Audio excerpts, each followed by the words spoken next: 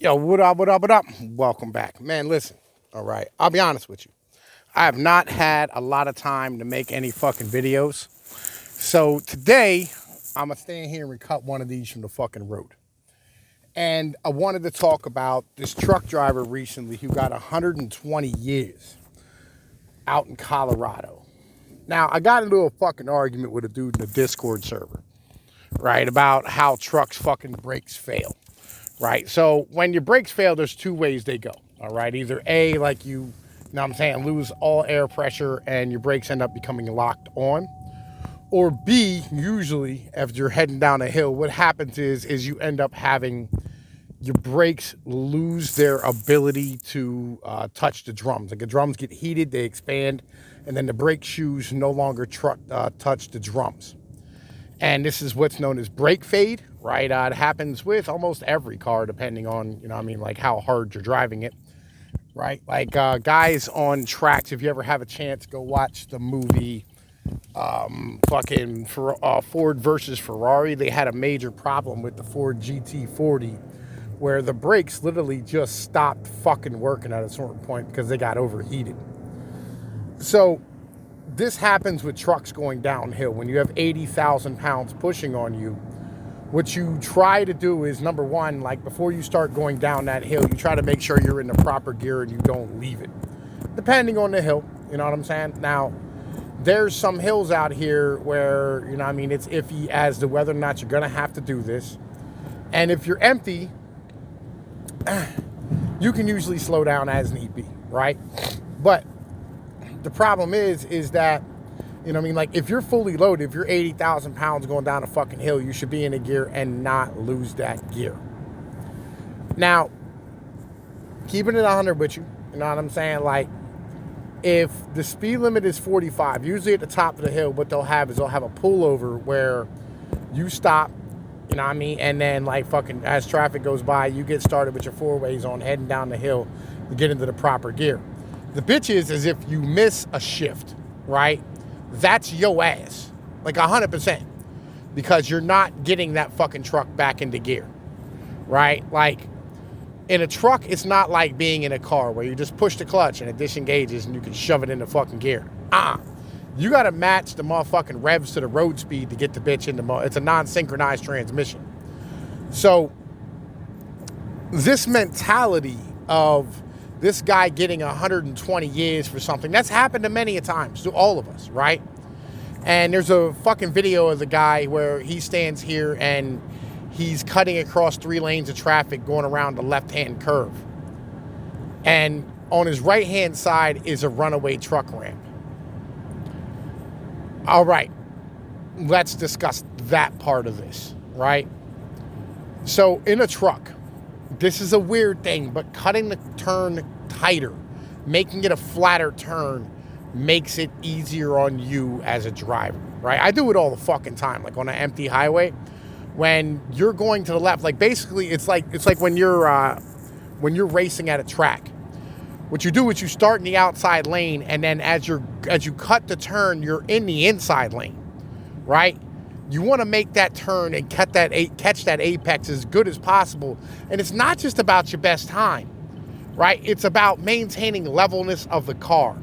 Because as you try to do it on the outside, what happens is that the longer you're in that turn, the more motherfucking centrifugal forces and G-forces are trying to push on your fucking vehicle to roll your ass over. This dude, I think, was trying to get down this fucking hill, right? He's like, I'm ass out, but if I get to the bottom of this hill, I might be able to fucking rescue it. And this sometimes works. Like, more often than not, this will work. As long as traffic is fucking moving, you're okay. And if you can stay away from those brakes and let them cool down, they'll come back, right? It's a fucking gamble, right? Because, like, see, here's the bitch. If you ditch your truck into a fucking, like, runaway truck ramp, that's it. Your driving career is pretty much fucking over, right? It's considered a jackknife by most motherfucking trucking companies.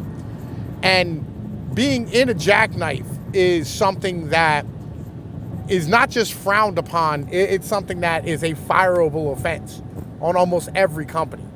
And the other half of this is trying to find a job with that being on your record is a motherfucker. Now you would say, like, oh man, like fucking this guy, like he had an opportunity to hit the back of another truck and stop himself. Again, hindsight is 20/20. At that moment, you have no idea what's around the bend.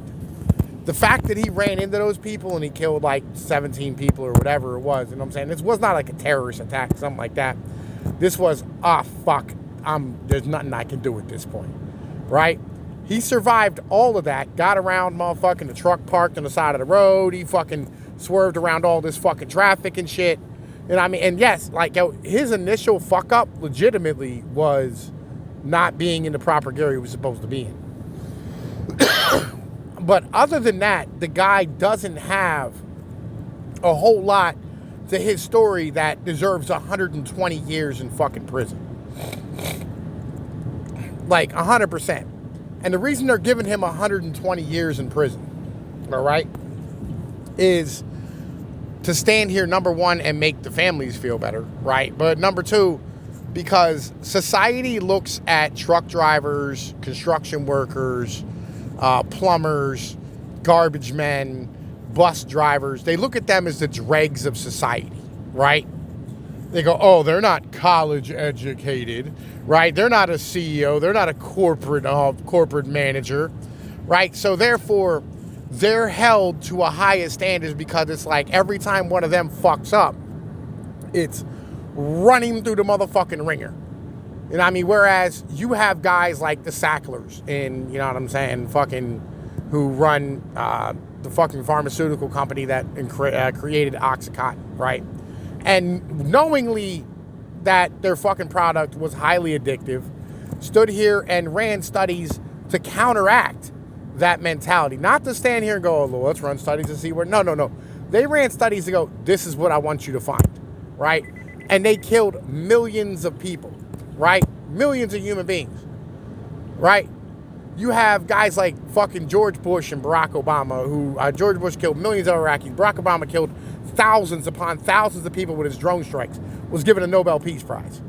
Pfizer, at the moment, you know what I'm saying, is handing out all these joints, and legitimately there's been something like fucking 28,000 motherfuckers who have died from the motherfucking jab and shit, right? And they're immune from motherfucking punishment. These bankers on Wall Street stood here and caused everybody to lose their fucking homes, right? And we're sitting here looking at it, and we're going, well, like, hang on a minute. Like, so only, like, poor people who have blue-collar jobs are responsible for what the fuck it is they do? Is that what's going on? Right? They just had a report come out from the CIA the other day where, like, the CIA sat here and said, or, like, some whistleblower said the CIA had, like dozens and dozens of motherfucking, like, people were fucking caught viewing child porn and fucking being, like, fucking pedophiles and shit. And the best the CIA could do was either, like, fire them or, you know what I mean, fucking sit here and, like, end their contracts. Like, come on, man. You know what I mean? Like, why is it there's a double fucking standard for this shit? Now, this guy's going to appeal this 120, you know what I mean, 1,000-year or 120-year fucking sentence and probably going to get it overturned, right? And rightfully so, because he should have never got 120 years. I can understand, like, 5 years. I got you. Like, you know, whatever, you know. But, like, on the same point, let's keep this a buck, all right? This company should be held responsible for what the fuck happened. Like, 100%. And I'm pretty sure it was, like, an immigrant, and it wasn't even his fucking vehicle. Like, it was somebody else's fucking vehicle and shit he was driving for. I'm not absolutely sure of the circumstances, right? But, like, I know that we're held to a higher standards when it comes to, like, fucking driving and I mean, our fucking safety shit and all the things that go with it. But it ain't fucking fair in any way, shape, or form for this dude to get 120 years when you have thousands of people above him doing shit twice as bad right now, and nobody's saying a fucking word about it. Like, come on now, let's be fucking fair about this. And at the moment, truckers are boycotting Colorado, right, because of this fucking decision to get this guy 120 fucking years. And I'm gonna keep it a buck. Yo, I'm with you. You know what I'm saying? I'm with you. Like, you motherfuckers legitimately should be building motherfucking, like, mountain roads that go through the fucking mountains, tunnels and shit, like the rest of us fucking do. Like, come on, man. Like, get your fucking head together and shit. But anyway, yo, look, man, this is Tom P's of Pinoy News. Y'all know what it's hitting for. Like, share, and subscribe. Peace.